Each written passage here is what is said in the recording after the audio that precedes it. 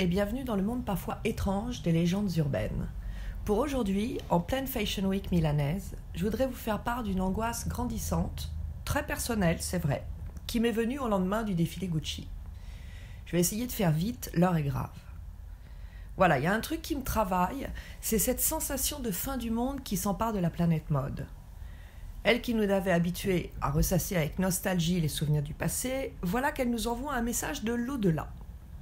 Alors, je ne sais pas si c'est l'air du temps qui veut ça, l'escalade anxiogène, des tweets Trump, Kim Jong-un, la fuite en avant des élites survivalistes de la côte ouest, Elon Musk qui cherche à déménager sur la planète Mars, Steve Huffman, le CEO de Reddit, qui avoue quand même s'être fait opérer de sa myopie au cas où l'Armageddon annoncé lui ferait perdre lunettes et lentilles, Reid Hoffman, le fondateur de LinkedIn, qui estime que plus de 50% des milliardaires de la Silicon Valley ont souscrit une assurance apocalypse en achetant des terres en Nouvelle-Zélande, élu pays de repli le plus safe en cas de catastrophe planétaire.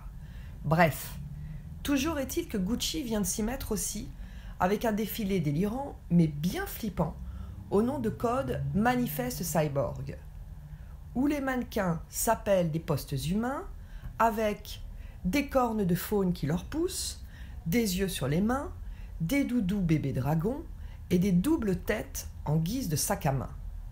Je m'en remets à peine, j'y ai pensé toute la nuit. Prada avait déjà sonné l'alarme en janvier dernier avec une collection ambiance Bienvenue à Gattaca, où tous les mannequins défilaient avec des ID tags accrochés aux vêtements, des badges avec leur identité, probablement pour mieux les identifier, au cas où tout parte en sucette l'hiver prochain au coin du bois.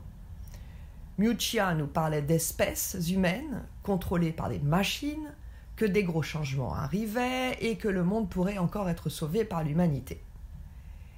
Et puis il y a la maison Moncler qui vient de lancer officiellement une nouvelle ère pour la marque, déclarant « Le futur commence maintenant ».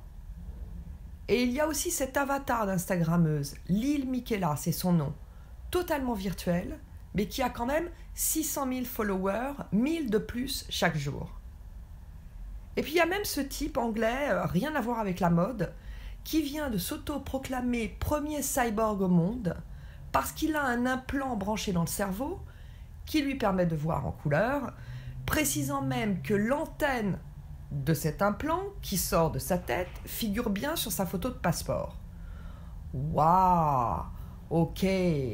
J'aime pas cette rumeur de fin du monde, ou de début d'une autre, je ne sais pas trop. Et si la mode aussi se met à trop gamberger, je vais pas dormir tranquille. La seule chose positive qui ressort de tout ça, c'est que si l'on se fie à la date annoncée par les théoriciens de la conspiration, comme étant celle de l'apocalypse, à savoir le dimanche 24 juin 2018, ça tomberait pile poil le dernier jour des prochains défilés hommes. Si ça, c'est pas de la rumeur, haha, en fait j'adore avoir peur. Et en total look si possible.